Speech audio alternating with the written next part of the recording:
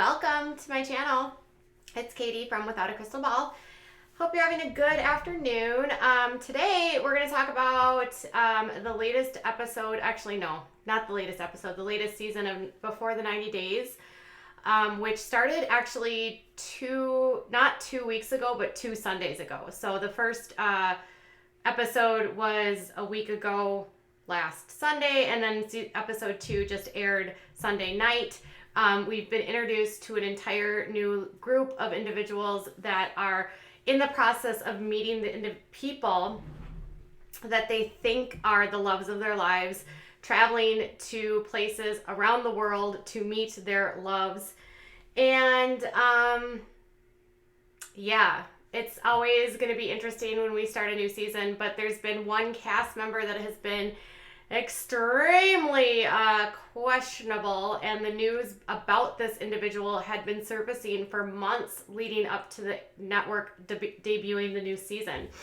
And now that the episodes have aired, and now that we are seeing this individual firsthand on TV, and the details surrounding him continue to get everywhere, fans are demanding answers from TLC and have even gone as far as starting a petition to have him removed from the season. So who are we talking about? We're talking about Geoffrey. So Geoffrey is the part of the season of he travels to Russia. So on the show he meets Varya, who is a radio personality from just outside of Moscow, and he travels there to meet her, and we actually saw him getting there this week, and it was wholly awkward. He was just intense, let's just say, and extremely, I don't know, the tension between these two was weird. People were like, I don't know, people were just like, even she was just like, you're treating me like a kid, dad would touch me. He's talked about his past, and he hasn't told her entirely about his past, and he also hasn't. Next week we're gonna see him maybe disclose part of it, but it's not necessarily his whole past that has people upset, because part of his old past includes some time in federal clinker for related to, I believe, substances that you're not supposed to have or sell. And he served 30 months actually in federal prison. There it was. He went in May of 2nd of 2000. He was released in 2003. And that was his mugshot from that time. He was actually arrested in Texas on a federal warrant. Interestingly, his federal case has all but been sealed, so getting documents off of Pacer was really challenging for me. The only thing that I was able to find was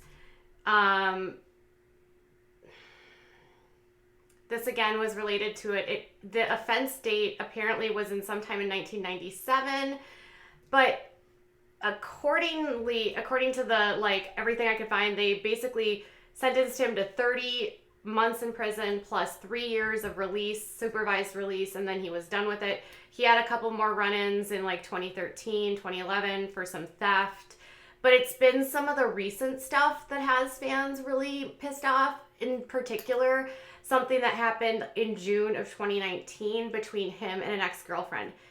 Yes, that's right. Up until June of 2019, he was in a relationship where he lived with his girlfriend. And the show somehow filmed after this. Figure this out. When did he have time to speak to this chick, Vera, when he was actually living with another woman? He's got a lot out there. He's got some custody issues with an ex-wife. He's got an ex-girlfriend who has received an RO against him. And he's facing current charges in Tennessee. So currently, he's facing aggravated kidnapping, domestic assault, interference with an emergency call, and vandalism. And he was arrested in June of 2019. So after this arrest, he is goes into his arraignment and he pleads not guilty. But according to the RO, which was actually obtained by Sarcasm, she wrote, when I got back to my home, I was ATTACKED by Geoffrey. He repeatedly bashed my head into the floors of my house and dragged me through the house by my hair and continued throwing my body into walls and furniture. She actually said that she was like checked out by the hospital where she was diagnosed with a concussion. She said that there was blood left on her bed and on her walls. He actually took her phone away from her when she tried to call for help. She said he spent about 2 hours on my phone while I laid in bed beside him pretending to be asleep. He pulled the screen off in front of my phone and disabled it so I could not call or text anyone, and then he put it on the bedside table. He also synced my iCloud to his MacBook. When he finished going through my phone, he tried to embrace me and apologize. I told him not to touch me and quickly jumped out of bed and ran out the front door to my neighbor's house. And that's where she got help and contacted authorities. So at some point, he ends up getting arrested for all of these offenses, right? And he was actually in court in January, where it was a brief arraignment. He actually waived the arraignment. And then his next court date, according to Knox County court records, is on March 27th or 26th, which will be a pretrial hearing. And he's facing a lot. Now, he's out on bond on those, but at some point in time during all of this, he met a woman in Russia and traveled there, and they filmed getting to know her. And TLC somehow went forward with this. You can't even make this up. So, let's see. As the news has been circulating around the interwebs and around the TLC 90-Day Fiance world, fans are starting to get irritated because news broke about this in, I think, January. So what happened is, well, in December actually, but the Knoxville Sentinel actually published an article, and they said that he was in court on, it looks like, January 17th for a brief appearance. And that's where he was like, he waived his, or no, he pleaded, I think, not guilty. So they say during that appearance, he pleads not guilty. And then he, the filing accuses him of pushing, hitting, choking, and verbally threatening her on 4 other occasions since 2018. She was diagnosed with a concussion. He's set to return to the case on March 26th. And then after the hearing, he tells USA Today that it's all about child custody. Okay. Involving his estranged wife. And that's right, you guys. He's also married. So he's currently married still, not divorced, has an ex-girlfriend that has accused him of this stuff, and now he's got another woman in Russia that he's seeking out. And then he has one child that's still alive and another one that passed away. There's a lot in this guy's background that's really sketchy. And so when the news broke, fans thought that TLC would maybe just like remove his part of the show, except they're not. So now people on Instagram are saying things like, wow, you would think that we would find this out before putting him on the show. If this is true, he wouldn't have had kids living with him. I honestly thought a deep, dark secret was that he was formerly dating men, because he's alluded to his past. If this is confirmed, he needs to be removed, and the women informed. Was he checked before he was put on the show? Yes, definitely off the show, and Russia girls should be notified. I knew something was off. He puts off a very strange energy. I'm actually passing on the season because he just disgusts and ruins the season. Shame on Sharp Productions for keeping him on there, even if his relationship is a complete sham. Shame on TLC. Do you not know the background checks? If this is true, he needs to be thrown off the show. So people are like pissed, right? like demanding that he be removed, okay? But then he goes onto his Instagram and he's insisting that everyone has this all wrong, right? It's everyone else that has it wrong except for him. Where was it? So he wrote this only a few days ago and he said, I've been repeatedly asked why I would ever want to be on a show, the best show, FYI, where my life would be in front of everyone to pick apart, especially with my checkered past. Well, guys, it is my past, it is my life, it is my choice.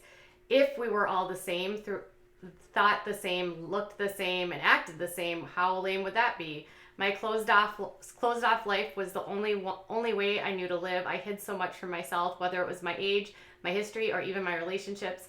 What crazy or whacked up way could I have done it any better than blasting out there? With the path I chose, I cannot ever be reversed. Something about me is out there for the world to see, whether it's true or fantasy. I can never go back, and honestly, I would not have it any different. Whether true or fantasy, by the way, with an active case, with court records. I realized who my people are and opposingly not want to hold me down and set me back. Luckily, I now have a strong support system, mostly complete strangers who have lifted me up so high and have shared their love. Here is to finding my light, my new beginning in the other end of the tunnel. When things no longer work, find your tunnel. See your light. See you tonight as the start of my quest on the other side of the world. And people are like eating it up on his posts. Like, you're such a great role model to your children. I hope everything works out. Everyone has a past, just not everyone is brave enough to admit it. Like, this isn't even just like a past. This is like ongoing. This is literally like, a past would be like, well, like 15 years ago, I got caught speeding really fast and I got caught with a baggie. That would be a past. It wouldn't include an active investigation. Okay? And I'm not even an active investigation, an active court case with multiple felonies, right? And this one says, people have someone on the show to pick apart, and unfortunately they choose you. I do not believe a word that they are saying until they can show the proof. Allegations are just that until proven. And he wrote, the stuff I see aren't even real allegations. They are just trash written by an illiterate author. Which my guess is they're probably talking about Starcasm. Starcasm has been primarily the bigger of the reality TV blogs that has been covering this and has like sort of a detailed outline of what happened. Now, Starcasm does a good job of investigating and stuff, but they aren't the best for writing, in my opinion. They do make a lot of assumptions and some guessing sometimes. And so there's aspects of the timeline that could have been more firmed up, I guess, but they do their best. And a lot of people are quoting their work, so my guess is he might be talking about Starcasm. And, you know, people are just giving him so much, like, I'm hoping you're safe. I hope you're safe. You know, and then he keeps sharing, like, more about it. Like, about how he's, you know, what I've concluded so far is that being stripped of anonymity, it has given me such a foundation of healing that I would have never gotten otherwise. I have met so many new people in a new journey who have shared their love and opened themselves up, enabling their own healing. This new symbiotic relationship has been a lifesaver for me and apparently countless others. The community that is happening is such a gift. Love is the opening one's arms and letting go of the pain. And then there's this one where he says, I hear and see what is being said out there and it affects me tremendously. I want to add to the minuscule information that is being twisted that I don't want to react, but instead I want to respond. Emotions are high and they are rightfully based on the clickbait being sold as truth. I am fine with that, with the truth. In fact, I am great with it, but it has yet to be told. To persevere is a just outcome and continue forward. I have to refrain for now. I promise to enlighten when I can and present it and present is not the time. The present is not the time. All I hear is noise, just constant noise right now. Patience is bitter, but it's a fruit is sweet. I can't say it any better. Stay tuned, peeps. The best is yet to come. So he's basically just saying that it's all lies and he believes the truth, which, you know, he's innocent until proven guilty. But there are tons and tons and tons of affidavits out there now. There's court documents. There's stuff on, you know, you can go on a 90-Day Fiance pages on Instagram and find court records. You can find, you know, he's arguing with people saying that, you know, court documents aren't the truth. You're only seeing a little bit of things. So, yes, you know, people take excerpts, right? And people take little tidbits of things. But the fact of the matter is, he has a lot of arrests. He spent time in federal prison. He spent time in prison in Tennessee, and he has current criminal charges. So now, with that being said, people have started a petition on change.org, which who knows if these ever do anything, but it says remove Geoffrey Paschel from TLC shows. And it goes through all of the different allegations against him, which include he's accused of child endangerment. He's dealing with the current situation with his ex-girlfriend. While he was under arrest for some sort of one of his arrests, he was convicted for causing severe police property damage to a police car and kicking the car with his foot. And he is alleged to have committed DV against his pregnant ex-wife and locked her in a hotel room in Costa Rica without food or water. She claimed she was forced to deliver her baby alone in the hotel room. It is speculated that he might have been dealing at the time, but not confirmed. He has a total of 4 ex-wives, and 3 of them have also accused him of RAPE. And then there is like all this information from Arrest Facts that has all of the different charges that he has and all of his different mugshots. They cite Starcasm, they cite Celebrity Buzz, they select a lot of different stuff. And then one of his wives actually moved to Canada to get away from him. So my question is, what is TLC doing? Like, why would you put someone on air with this background? Like, do networks not do checks? Do they not check these kinds of things? Do they not look at people? Do they not talk to people that they know? Do they not look at court documents and records and think, hey? Or did they specifically choose him thinking, hey, why not? Might as well. We should do it. And then this guy who has alleged history of doing these things to women is basically given a plane ticket by the network to go meet this lady? What? I just can't understand TLC. And I think more and more as we're learning about all the different shows that are on the network, more and more people are getting agitated. The same way with TLC as they are with MTV. And I don't have an answer for it. But unless the ratings suffer and unless people really refuse to watch and don't watch, nothing will change. And I can't see the network removing him, being that he's being promoted as a part of the show now. They're not just going to I'm sure the show has already been produced. So I don't know what's going to happen, but I do wonder why production would even move forward with someone with him. And TLC and the production company that cast this specific season has not said a word and has not made any comments. So I don't know what your thoughts are. Will this stop you from watching? Will you just skip over his specific parts of the show? Are you surprised? Are you outraged? Tell me in the comments below. All right, you guys, I'll be back in a little while. Bye.